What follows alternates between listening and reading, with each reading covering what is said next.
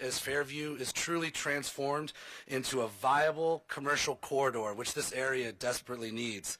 I believe this is kind of a spark that this kind of district area needs, and that I really want to just applaud everybody for identifying this as being so important to the growth of these neighborhoods. This is a corridor that leads right into the heart of District 7, goes right past some of our most historic neighborhoods, and as you can see, there's plenty of opportunity lining all of these streets. And I hear this a lot from people too, as we talk about becoming a more modern city, is just the need for people to be able to walk to the things that they want to have access to. And not only is this a streets and roads project, but this is a pedestrian infrastructure project. It's going to provide ways for people to safely move throughout this corridor. So I could not be more excited. You all know how much I care about having pedestrian infrastructure in this city. And they're not done yet. This project is going to carry beyond just the Court Street area, and I look forward to working with the mayor and his team on making that happen. So thank you all very much. Thank you.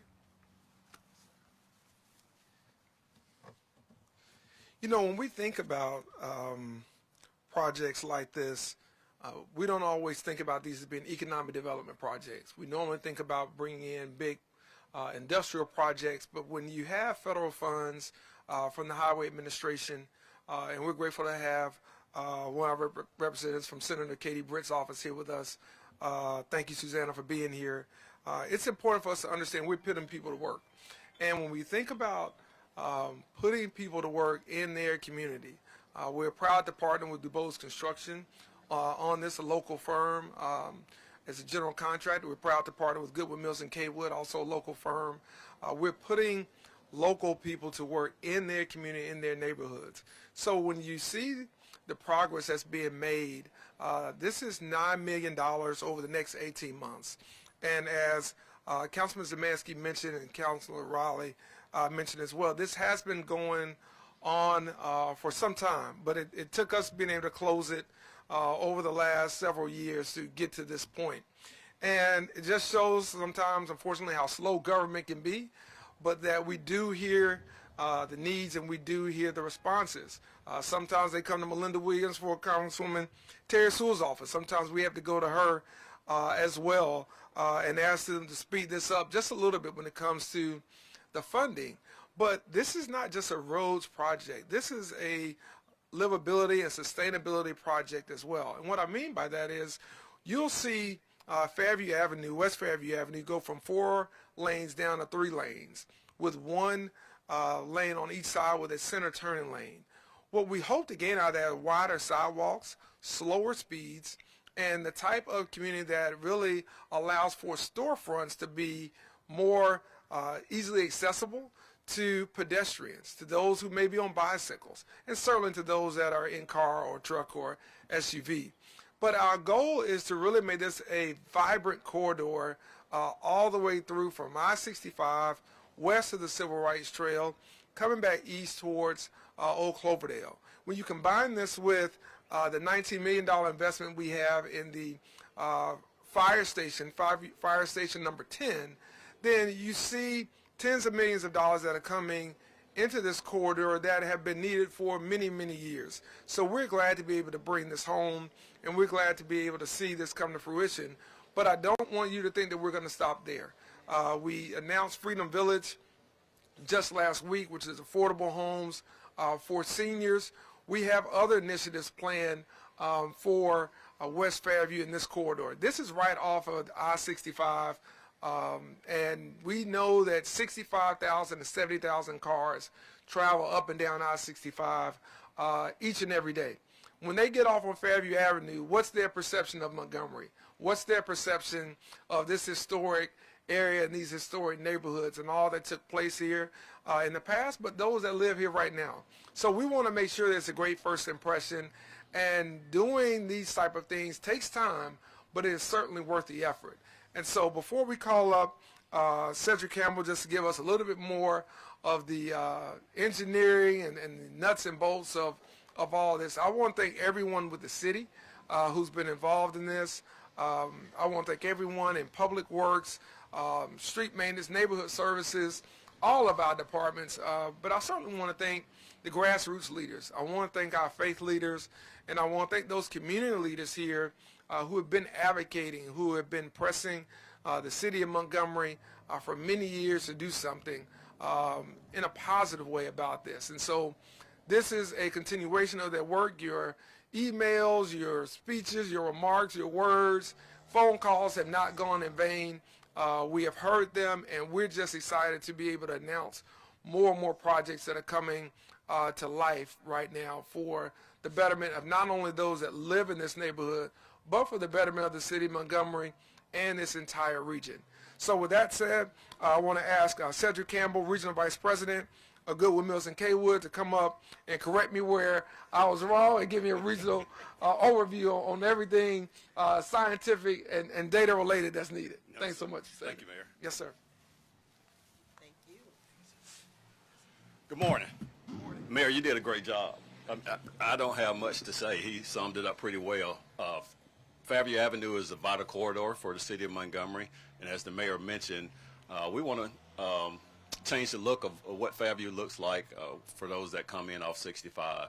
As has been mentioned, this project started many years ago with public input. The community meetings started at New Life Church right down the road, and we heard the community. The community said, hey, we want more walkability on Fairview. So as Mayor mentioned, we'll have sidewalks on both sides going from 65 to Court Street. We're also adding landscaping. We want to beautify the area, and reducing those lane widths, as the mayor talked about, will definitely not only calm the traffic patterns a little bit, we also hope that it improves it.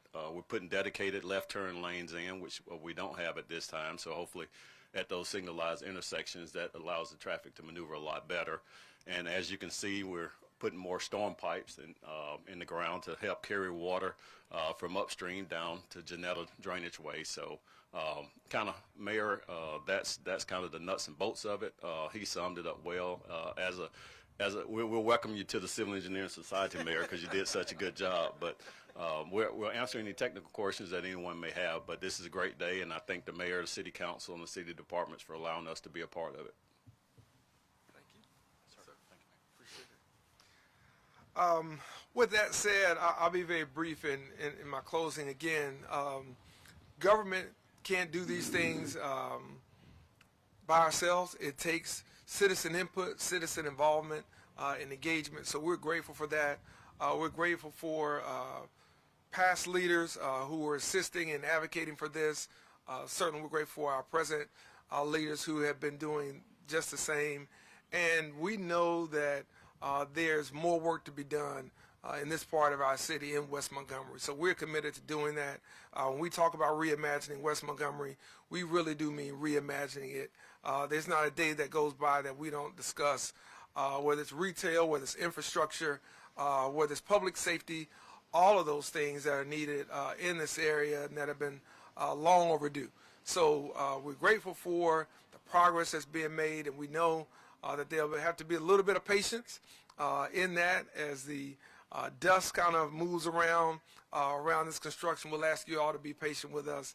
But again, I do believe this is a positive step and just really one additional step in many that are to come for this community, in which not only benefits West Montgomery, but again, the city as a whole and the region overall. So we want to thank all of our partners with the chamber. We want to thank our partners in the community. We want to thank our partners with the churches. I heard you mention Reverend Thomas, New Life Church. We want to thank all of them for really being the innovators behind this and making sure that this didn't fall off the radar because federal funding was slow.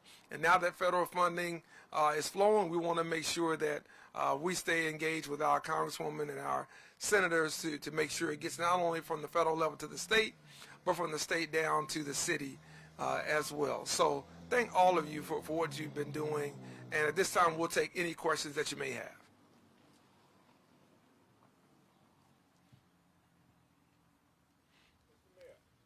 From the press. I'll take yours offline. Yes. All right, hold on one second. Let me see if we have any from the press at this time. I'll get yours offline. Yes, ma'am.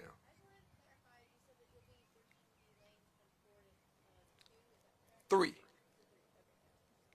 No problem. One on each side and a center turn lane.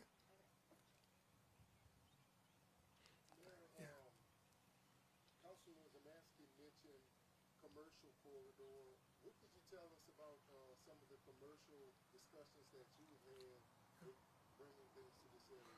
Well, we continue to actively recruit retailers to this corridor. The City Council approved a retail study for us that shows that there's a big need for retail in this area relative to the population that we have here, and certainly the vehicles traveled. And we have talked already with private developers as well as our Chamber of Commerce about things that we can do to make this an attractive corridor, and nothing is off the table for us, including incentives and abatements.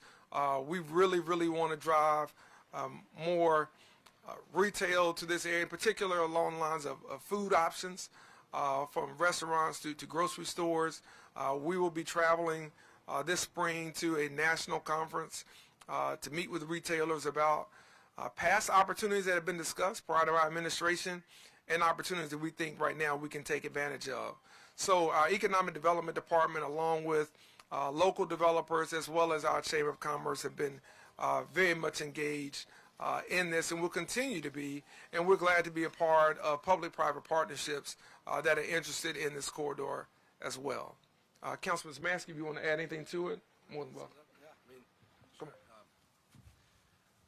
You know, I think one of the things that I've heard a lot when we were on the campaign trail was people wanting to have access to more things, and felt, you know, people were telling me that they almost saw it as a missed opportunity, that so many of their friends, as they travel from up north down to the beaches, are constantly talking about the developments that are happening up in Prattville and some of the other cities where they are peeling commerce off. And so for this area especially, we talked, you know, a lot about the need for supporting small businesses. This is a great opportunity for national, you know, kind of businesses to come here, but also opportunities hopefully will spark where local businesses are meeting the needs and providing, you know, opportunities for commerce here in this area. So I think that this really kind of marks, as I said, kind of a catalyst for a lot of things that are going to be coming to this area in the near future.